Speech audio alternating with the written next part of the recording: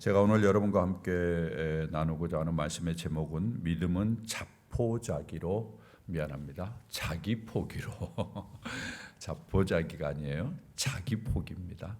자기 포기로 표현돼야 합니다라는 주제를 가지고 말씀을 좀 드리려고 합니다. 지난 몇 주 동안 계속해서 저는 여러분과 함께 예수님의 말씀에 기초해서 믿음이라는 것에 대해서 머물고 있습니다. 예수님께서 이런 많은 말씀들을 지금 뒤로 쭉 하시는데 제일 앞에 믿음을 더하기 위해서 이 말씀을 하고 계세요. 그러니까 이 말씀들이 존재하는 이유는 제자들에게 믿음을 더해 주기 위해서, 제자들에게 믿음이 계속해서 쌓여져 가는 것이 상당히 중요하다라는 거죠. 믿음은 한 번 내게 들어오는 것으로 끝나는 것이 아니라 계속해서 이렇게 쌓여져 가는 것이 아주 중요하다라는 것을 암시하고 있는 것이죠.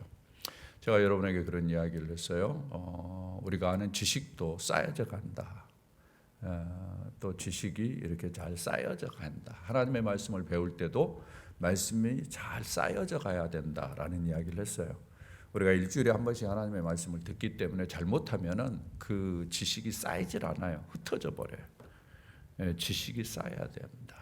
아는 것이 힘이다라는 그런 이야기를 여러분들이 아마 들어보셨을 거예요. Knowledge is power. 이렇게 이 아는 것이 이 힘이 될 수 있는 가장 중요한 이유는 뭔가 하면 아는 것이 쌓여져야 돼요. 그게 단편적인 지식이 돼서는 안 되거든요. 그러니까 우리가 하나님의 말씀을 들을 때도 이 말씀이 쌓여져야 돼요. 이것이.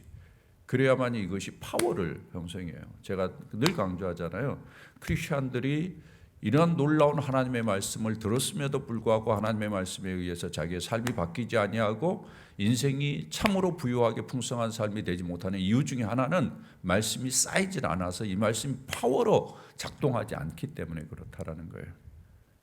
하나님의 말씀은 능력이 있습니다. 여러분 그렇게 믿습니까? 하나님의 말씀은 생명력이 있습니다. 할렐루야. 하나님의 말씀은 씨앗이라고 그랬어요. 씨앗 자체는 생명력이 있어요. 그렇기 때문에 이 말씀이 생명력이 있어지도록 하기 위해서는 우리가 이 말씀이 잘 쌓이도록, 그리고 이 말씀이 잘 발화가 되어져서 우리 안에서 생명력을 갖도록 하는 것이 무엇보다도 중요한 것이죠. 우리가 지금 믿음에 대해서 계속 이야기를 할 때 이것들이 쌓여져야 돼요. 그래야 믿음이 강해지고 믿음이 더해지고 이것이 쌓여지면서 이 믿음의 파워가 나타나는 거죠. 네. 우리 인생에 있어서 제가 지난 시간에도 이야기를 했습니다마는 이 믿음이 아주 중요해요. 세상을 바꾸는 사람은 믿음 있는 사람이에요. 세상에 영향력을 끼치는 사람은 믿음 있는 사람입니다. 그러니까 자기 인생이 왜 이렇게 다이나믹하지 못하느냐 이렇게 탓하기 전에 내게 믿음이 있느냐를 좀 체킹해 봐야 돼요. 많은 사람들이 내 인생이 왜 이렇게 다이나믹하지 못하냐 그런 이야기를 하는데 실질적으로 내면을 살펴보면 믿음이 없는 것이죠. 성경은 진리를 이야기하기 때문에 믿음이 강해져야만이 훨씬 더 다이나믹한 인생을 살아낼 수 있다는 것이죠. 그런 측면에서 사실은 지금 이 주시는 말씀들 상당히 우리들에게 소중한 말씀이에요. 예수님이 이제 곧 세상을 떠나기 앞서서 주시는 말씀이거든요. 예수님이 더 이상 이 땅에 존재하지 않아요. 더 이상 가르칠 수가 없어요. 마지막으로 주는 말씀과 같은 것인데 이 이슈가 어디에 집중되어 있느냐? 믿음에 지금 집중되어 있다는 사실을 우리가 눈여겨보아야 될 필요가 있습니다. 계속해서 믿음이 잘 자라고 믿음이 쌓여지고 이 믿음이 파워풀한 영향력을 끼칠 수 있도록 그렇게 자라가는 것이 아주 소중하다는 것을 암시하고 있는 것이죠. 여러분 기억력을 동원해가지고 한번 지난 몇 주간 동안 들었던 말씀들을 한번 보시길 바랍니다. 믿음과 관계에서 첫 번째로는 나병 환자 10명에 대한 이야기를 제가 했어요. 그 중에 한 명만이 어떻게 했다? 감사했다. 그래서 믿음은 뭘로 표현돼야 된다? 감사로 표현돼야 된다. 믿음이 있는 사람은 감사로 표현돼야 되는데 그걸 역으로 이야기를 했을 때 감사하면은 뭐가 자란다? 믿음이 자란다. 그렇게 믿습니까? 감사하면 믿음이 자라요.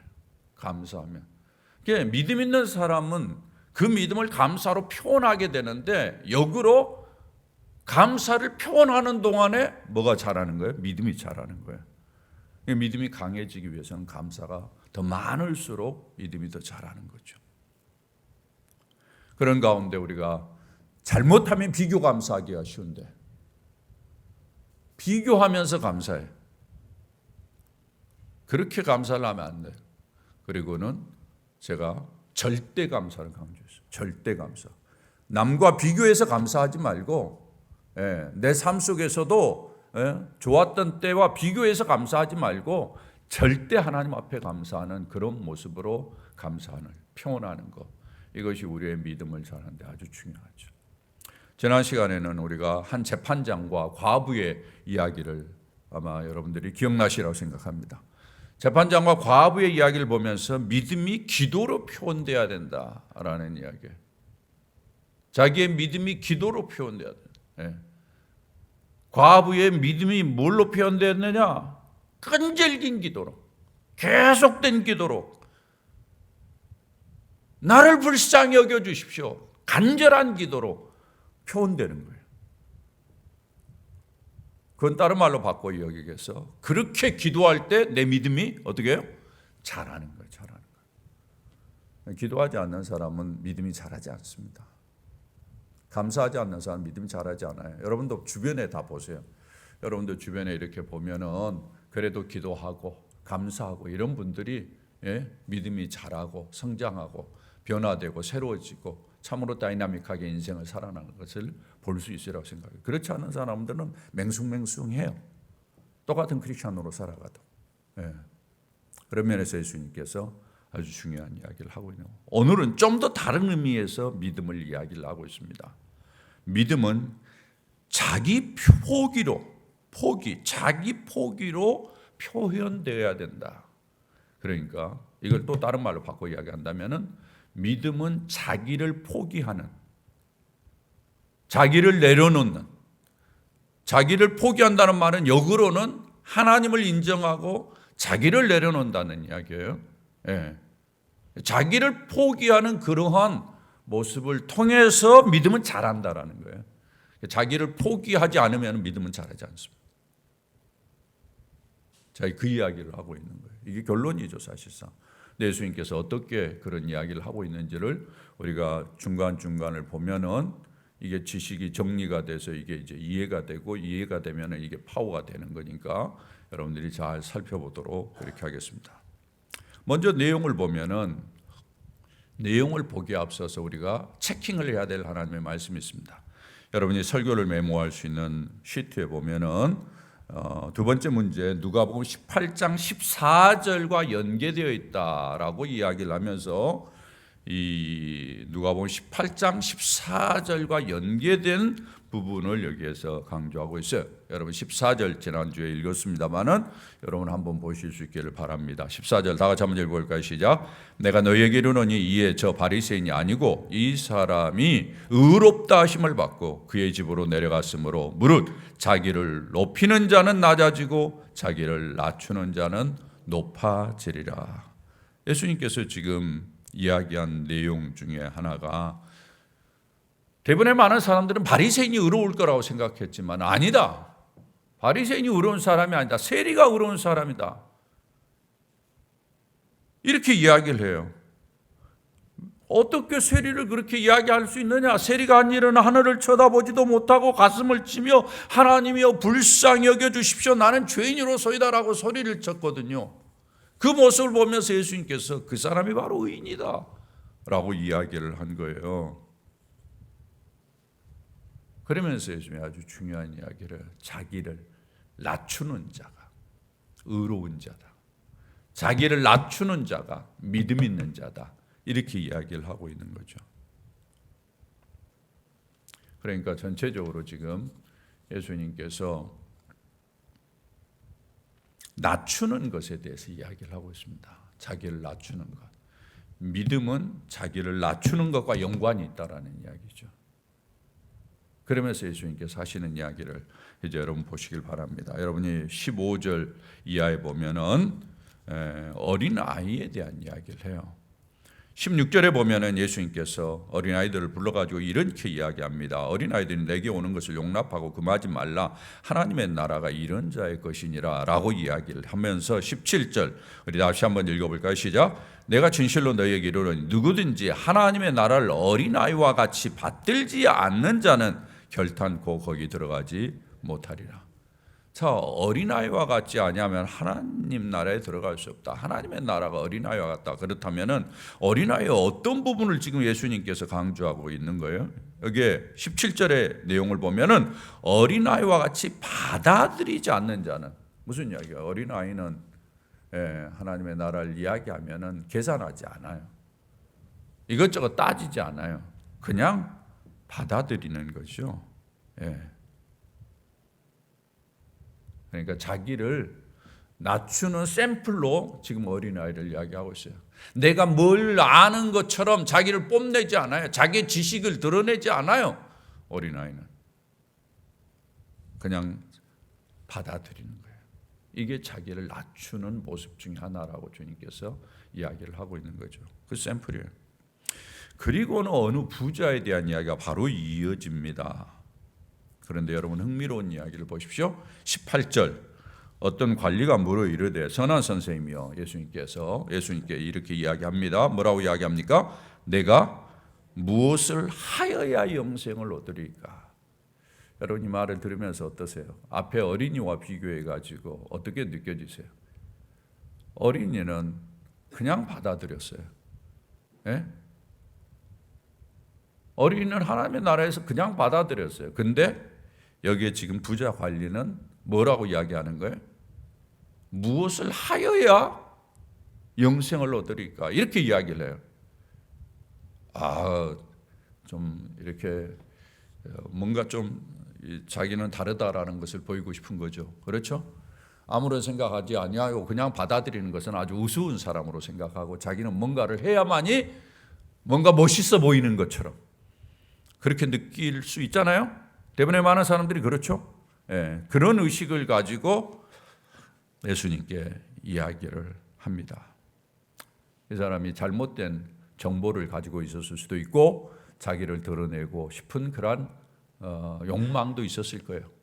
어떤 면에서는 이 사람이 유대인으로 자랐기 때문에 유대인의 배경 속에서는 율법을 지키는 것이 의롭게 되는 것이다라고 그렇게 배워놔서 그런 배움의 결과로 내가 뭔가를 행해서 율법을 지키는 것과 같은 일을 하는 것이 영생에 들어가는 방법인가 보다 이런 정보를 미리 가지고 있었을 수도 있고요. 아니면은 내가 좀 뭔가를 아는데 이 사람 나하고 한번 견줘볼까? 라고 이야기를 해서 내가 무엇을 하여야 영생을 얻을 수 있습니까? 라고 아마 자기가 뭔가 아는 것, 자기가 뭔가를 알고 있다 이런 것을 이제 드러내고자 하는 그러한 개념으로 말한 것 같은 느낌을 갖습니다. 이 사람을 보면서 어떻게 느껴지세요? 뭔가 자기의 의를 높이고자 하는 자, 자기를 좀 드러내고자 하는 자 같은 그런 느낌이 들지 않습니까? 그리고는 계속해서 부자 관원가제의 이야기가 좀 더 이어집니다. 예수님께서 이제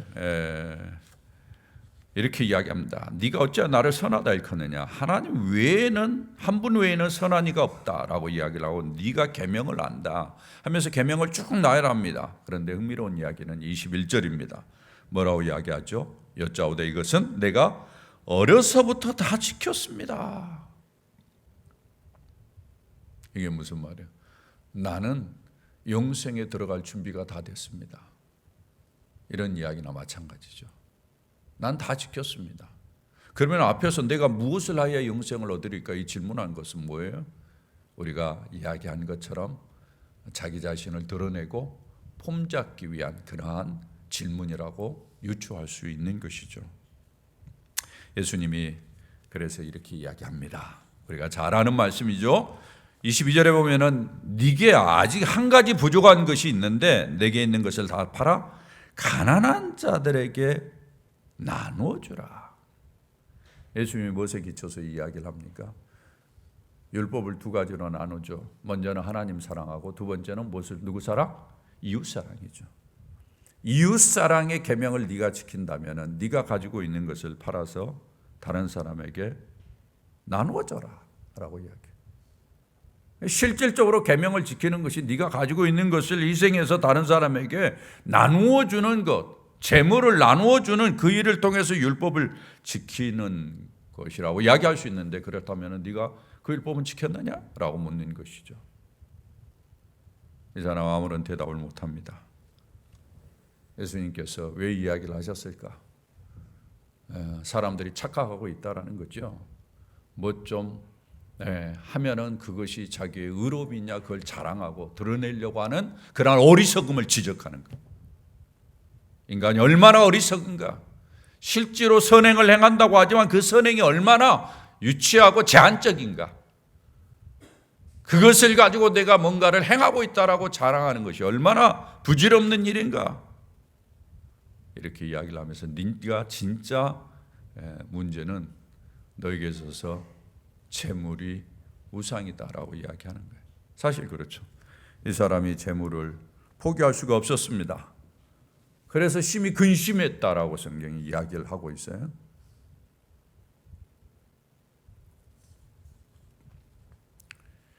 어린아이와 같이 하나님의 나라를 그냥 받아들이는 모습과 뭔가 행하려고 해서 하나님의 말을 얻을 수 있는 것처럼 생각하면서 자기 나름대로는 의로움을 행하고 있는데 그 의로움이라는 것이 얼마나 보잘것없고 부끄러운 것인가를 오늘 성경은 대조적으로 이야기를 하고 있는 것이죠.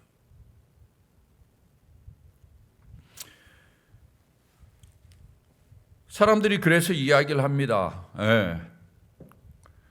누가 그러면 구원을 얻을 수 있느냐라고 이야기하죠. 여러분 26절에 보면은 누가 구원을 받느냐? 27절에 예수님이 아주 중요한 이야기를 합니다. 뭐라고 이야기하죠? 다 같이 읽어봅니다. 시작. 이르시되 무릇 사람이 할 수 없는 것을 하나님은 하실 수 있느니라. 사람은 할 수 없다. 그렇죠.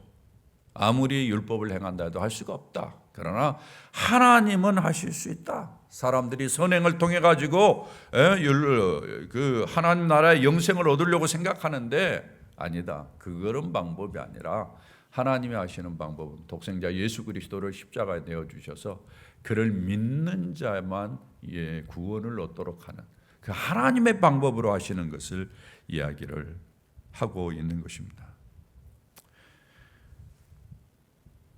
사람은 늘 누구나 자기를 자랑하고 싶어하는 그런 모습이 있는 것을 여기에서 보죠. 그런 믿음은 믿음이 아니라는 거죠.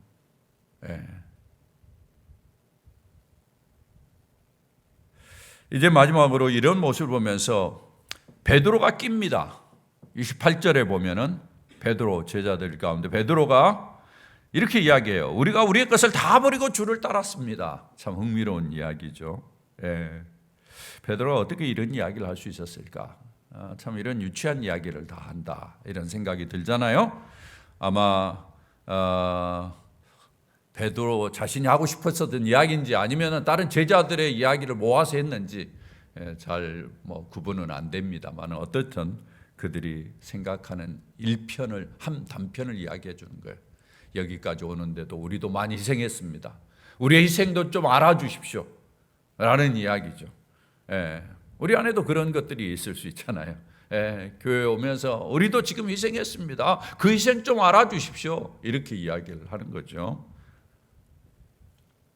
그때 예수님께서 이렇게 이야기합니다.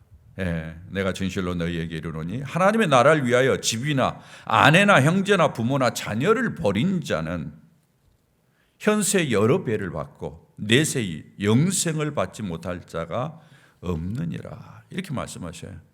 예수님이 그래 너희들이 다 버려서 하나님 나라를 위해서 잘했다.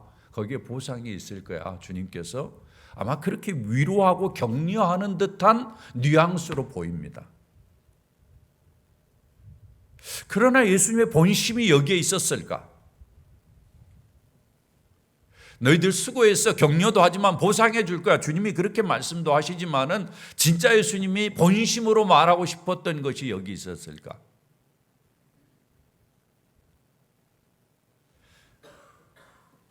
성경을 보면은 예수님의 본심이 다른 데 있는 것을 우리가 알 수 있습니다.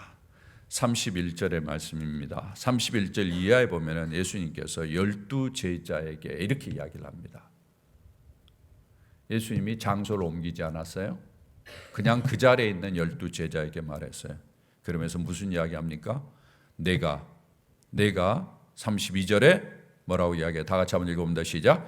인자가 이방인들에게 넘겨져 희롱을 당하고 능욕을 당하고 침뱉음을 당하겠으며 그들은 채찍질하고 그를 죽일 것이나 그는 3일 만에 살아나리라 하시니. 예수님이 이야기하는 게 뭐예요? 내가 죽으러 간다 라는 이야기예요. 결국은 예수님께서 하시는 이야기, 내가 나를 따르는 것은 희생하고 죽는 것을 전제하는 것이야 라고 말씀하는 것과 같은 거예요. 언젠가 부활의 영광이 너희들에게 주어지지만은 그러나 희생하고 죽는 것이야. 그렇게 봤을 때 예수님이 진짜 하고 싶은 이야기는 너희들에게 보상해 주겠다라는 그런 이야기도 있지만은 그러나 진짜 하고 싶었던 이야기는 29절에 하나님의 나라를 위하여 집이나 아내나 형제나 부모나 자녀를 버리는 일들이 있을 수도 있다.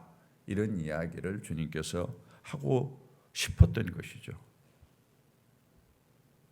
나름대로 헌신했다고 하는 저들에게 너희들은 더 아마 희생하고 더 고난을 당하고 어려움을 당할지도 몰라. 이야기를 하고 싶은 거죠.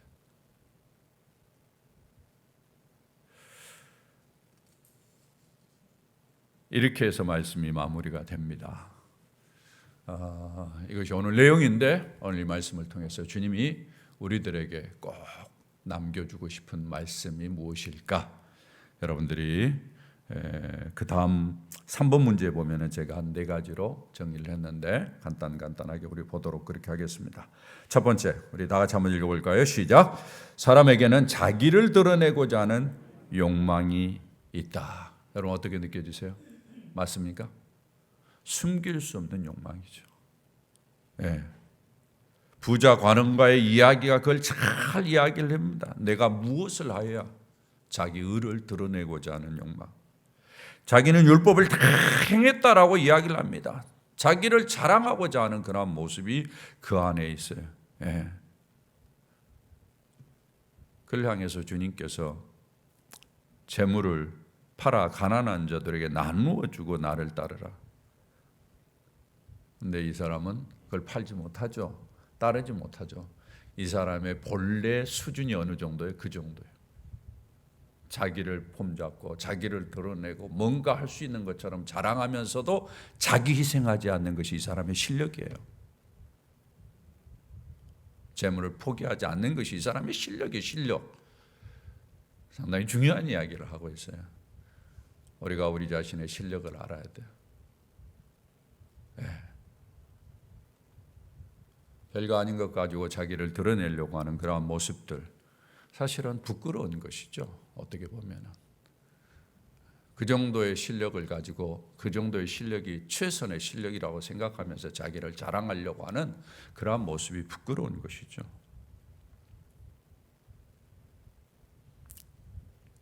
제자들도 마찬가지예요. 베드로를 통해서 한 말을 보면 다 버리고 주님을 따랐습니다. 우리에게 이제 보상을 해줘야 되지 않겠습니까?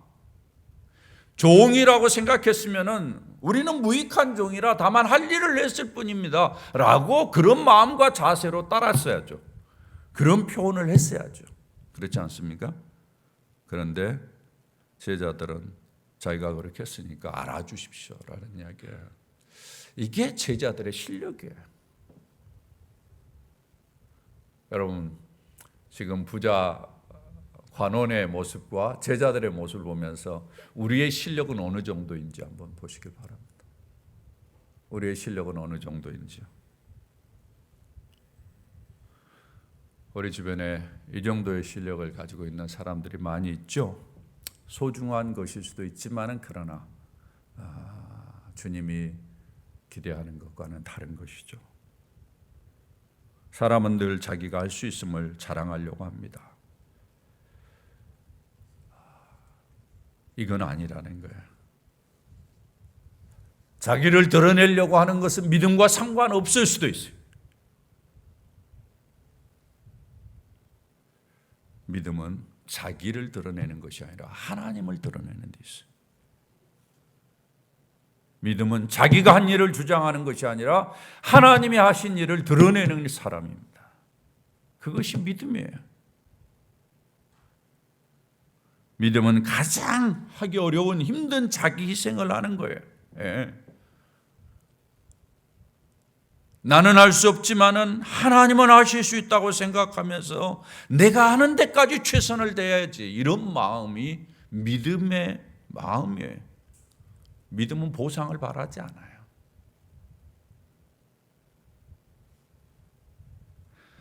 주님은 보상하셔요. 주님은 보상합니다. 우리가 하는 것에 대해서 성경 전체를 보면은 주님은 보상해요. 저는 그건 진리예요. 주님은 철저히 보상합니다. 그런데 내가 보상을 바라는 것은 믿음이 아니에요.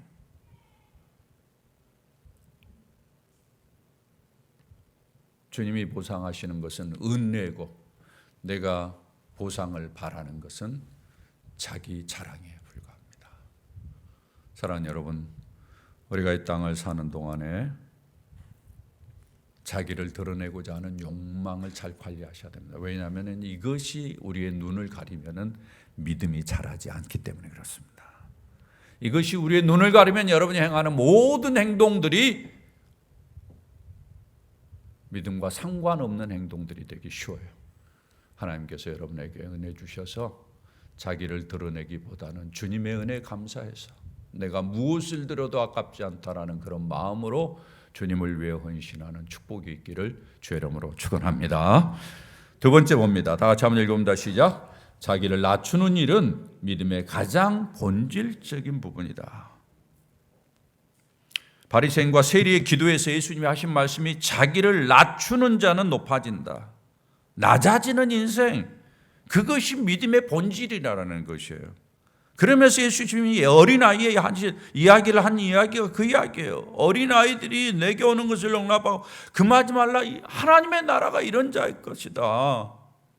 어린아이가 그냥 계산하지 아니하고 받아들이는 거예요. 그게 낮아짐으로 주님이 표현한 거예요. 반대로 따진다면 따지고 그러는 것, 물론 우리가 어떤 면에서는 따질 수 있죠. 그런데 그것이 자기의 지식을 자랑하고 자기가 뭔가를 아는 것처럼 자랑하면서 토론을 한다면 그건 어리석은 거예요. 그건 교만입니다. 뭔가 알고자 해서 토론을 하는 것과 자기가 아는 것을 드러내고자 해서 토론을 하는 것은 다르죠. 주님께서 강조하는 것은 낮아지는 거예요. 하나님 나라에 들어가는 데 있어서 믿음이 아주 중요한데, 우리가 봤을 때 어린아이가 있을 것 같아요. 어린아이에게 무슨 믿음이 있었나? 여기 성경 보면 어떤 믿음도 드러나지 않는 것 같아요. 믿음의 행동이 드러나는 것 같지 않아요. 우리가 생각하는 믿음의 행동, 믿음의 행동이란 뭔가 화려한 것을 하는 것처럼 우리가 생각하잖아요. 그러나 어린아이는 그런 행동을 하나도 안 해요. 그냥 하나님 나라를 받아들였다고만 성경이 이야기를 해요.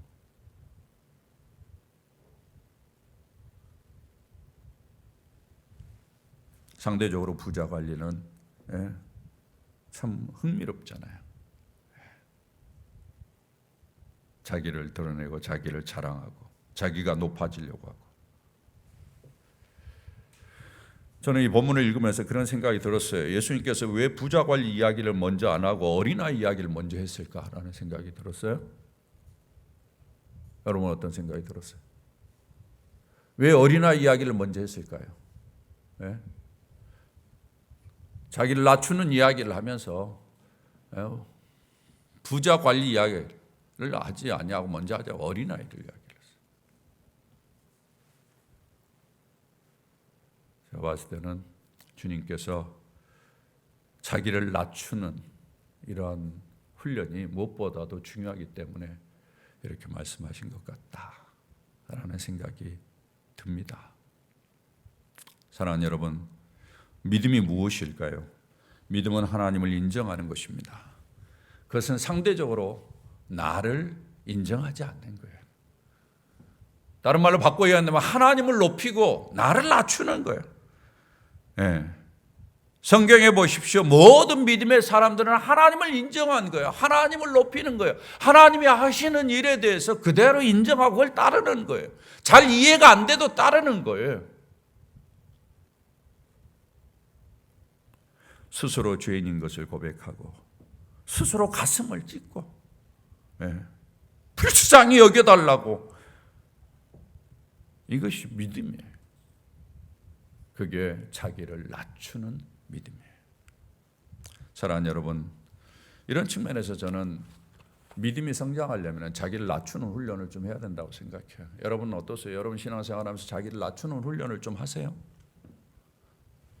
저는 자기를 낮추는 훈련을 하셔야 된다고 생각해요. 자기를 낮추는 훈련을 하지 않으면 믿음이 자라지 않아요. 예.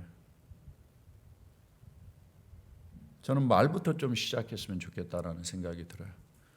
자기를 낮추는 훈련 가운데 가장 좋은 것은 뭔가 하면 말입니다. 말로 자기를 낮추는 거예요. 미안합니다. 죄송합니다. 제가 잘 몰랐습니다. 저의 실수입니다. 제가 부족했습니다. 모든 것이 제 불찰입니다. 이런 이야기를 자꾸 하는 것에 대해서 여러분이 자연스럽게 생각하셔야 돼요. 이걸 속된 말로 쪽팔린다고 생각하면 안 돼요. 그런 말씀을 할 수 있는 사람은 저는 용기 있는 사람이라고 생각합니다. 그런 사람을 우습게 보는 것은 그렇게 우습게 보는 사람이 어리석은 사람이죠.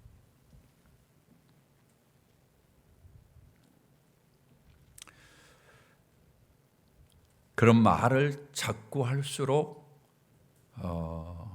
발견하는 것은 자기가 낮아지는 거죠. 자기가 낮아지는 거죠. 말을 통해서. 얼마든지 자기를 주장할 수 있고 자기를 드러낼 수 있고 폼잡을 수 있지만은 내가 잘못한 것이 없습니다라고 이야기할 수 있지만은 그래도 내가 불찰입니다. 제가 좀 부족했습니다. 그리고 할 수 있는 대로 다른 사람에 대해서는 격려하고 배려하는 말. 당신이 있어서 참 좋다. 귀감이 된다. 누구는 참 몰라도 당신은 할 수 있을까. 이런 표현들 계속해서 우리가 함으로 말미암아 자기를 낮추고 다른 사람을 세우는 거죠. 여러분 보십시오. 교만한 사람들은 보면은 말부터가 상당히 자기중심적입니다. 이기적이고. 그런 가운데 할 수 있는 대로 자기 행동도 양보하고 배려하고 먼저 기회를 주고, 이런 모습으로 자기를 계속 낮추십시오. 비판보다는 이해와 배려. 그럴 이유가 있었겠지. 그럴 만했겠지. 이런 마음으로 늘 이해하고 그렇게 표현해 주는 거예요. 다른 사람하고 이야기할 때도 여러분이 다른 사람을 고치려고 하지 말고 이해해 주려고 하고 있는 모습 그대로. 이런 것들이 저는 봤을 때 자기를 낮추는 중요한 훈련이라고 생각합니다. 이런 훈련을 통해서 자기를 스스로 계속 낮춰보는 거예요. 제가 발견한 것은 그런 사람을 하나님이 높이셔요. 그런 사람이 사람들에게 짓밟히지 않더라고요. 하나님이 높이셔요. 저는 그걸 믿습니다. 사랑하는 여러분, 여러분의 삶 속에서 계속해서 낮아지십시오. 하나님이 높이시는 것을 믿으시기를 바랍니다. 세 번째입니다. 다 같이 한번 읽어볼까요? 시작. 재물은 하나님을 향한 믿음을 방해할 수 있다. 믿음이 성장해 가는 데 있어서 가장 방해 요소가 어떤 것인가? 사실은 욕망이에요. 근데 그 욕망의 최전선에 있는 게 뭐냐? 바로 재물이라는, 물질이라는 거죠. 이것이 우리로 하여금 믿음이 성장하는 것을 방해합니다.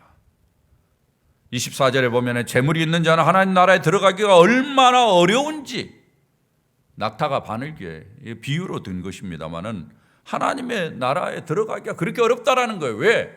재물이 작동하는 요소가 있기 때문에 그래요. 여러분 재물이 작동하는 요소들 여러분 생각해 보셨는지 모르겠어요. 예. 우리의 삶 속에 보면은 재물이 어떻게 작동을 하는가 하면은 일반적으로 교회 안에서도 보면은 이 재물이 믿음을 대체하려고 그래요. 교회 안에서도 믿음보다는 재물을 가지고 모든 것을 휘두르려고 하는 그러한 일들이 교회 안에 있어요. 그래서 재물이 믿음을 대체하려고 하는 그러한 성향을 보일 수 있습니다. 하나님의 나라는 믿음으로 가는데 재물로도 갈 수 있다라는 것이 한국 교회 안에 있어요. 이런 것들이 우리가 조심해야 돼. 재물을 가지면 사람들이 하나님 자랑보다는 자기 자랑하는 데 더 익숙해집니다.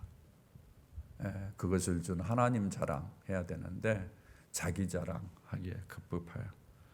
그래서 결국은 재물은 사람을 교만하게 만듭니다. 여러분 아시는 것처럼 재물을 가진 사람이 겸손하기가 쉽지 않다라고 그렇게 이야기하잖아요. 예.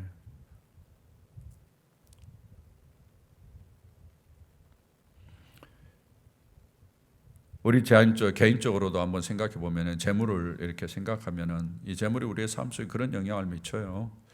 물질이 좀 있으면은 안심이 된다고 생각해요. 그걸로 마음의 평안을 얻으려고 생각해. 우리도 모르는 사이에 재물을 의지하는 거죠. 예. 물질을 가지면 사람들은 늘 그걸 자랑하려고 하는. 그래서 좀 이런 의시되고 좀 그런 걸로 대접받으려고 하는 그런 성향이 있는 것이죠. 물질을 가지면 일반적으로 사람들이 조용하지 않습니다. 나중에 가보세요. 다 자랑하고 어떤 면은 자기 주장이 강해져요. 예, 물질이 있는 사람들이 일반적으로 어떤 모임에 가면 주도적이 되기도 하고 자랑하고 주장하고 자기는 결국 마음대로 해도 된다라는 그런 생각을 하게 되죠. 교만해져요. 이 세상에 부자들이 그런 모습들을 많이 보일 거예요 아마. 여러분은 사회에서나 많이 볼 수 있는 것들이에요. 그러니까 이 믿음이 이런 분위기에 있는 사람들에게서 믿음이 있을 수 있겠어요? 믿음이 성장하겠어요? 불가능한 거죠. 이런 것들이 계속해서 믿음을 방해하는 거예요. 사랑하는 여러분, 우리가 이 땅을 사는 동안에 이 재물, 그것과 한계된 욕망, 욕심, 이기적인 마음 이런 것들이 우리의 인생의 믿음을 자라지 못하게 한다는 걸 꼭 인식하셔야 돼요. 여러분 핵심은 뭔가 하면 믿음이 자라지 않으면 우리의 인생이 초라해질 수 있어요. 제일 처음에는 멋있어 보여요. 돈이 있는 것이. 그러나 인생의 나중에 후반부를 가보시면 여러분 아시다시피 믿음이 자라지 못하면 그 사람의 인생은 초라합니다. 그건 단언할 수 있어요. 마지막 봅니다.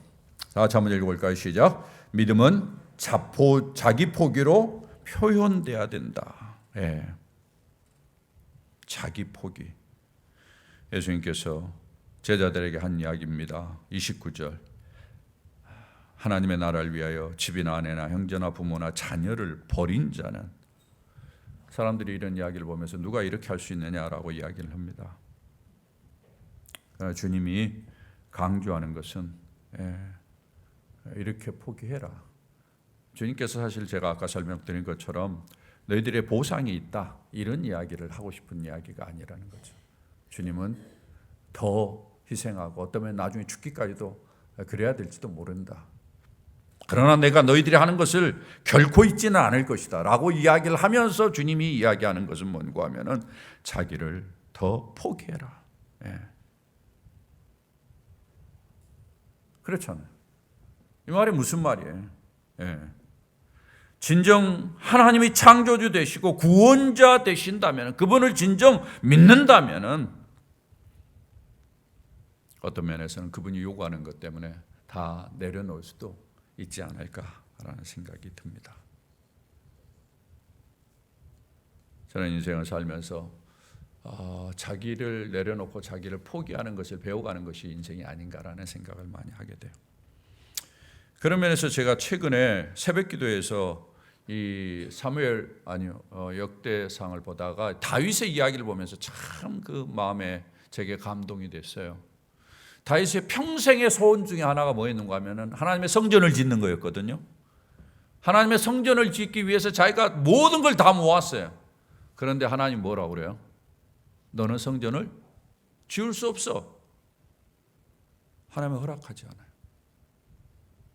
제가 그 본문을 읽으면서 그런 생각이 들어요. 하나님 왜 나는 안 돼요? 왜 나는 안 돼? 나 이렇게 준비하고 나 열심히 해가지고 나 좀 해보고 싶은데 왜 나에게는 안 돼? 왜 나에게는 안 돼요? 그런 마음이 들었을 거예요. 그러나 성경에 보면은 다윗이 과감하게 자기를 포기합니다. 그리고는 더 열심히 모아서 자기 아들이 그 일을 이루어갈 수 있도록 하는 거예요. 멋있잖아요.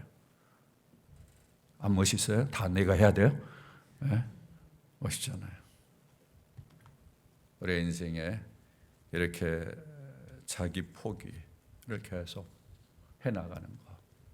그 과정을 통해서 믿음이 쌓여져요. 하나 둘씩. 그 믿음이 쌓여질 때 믿음이 강해져요.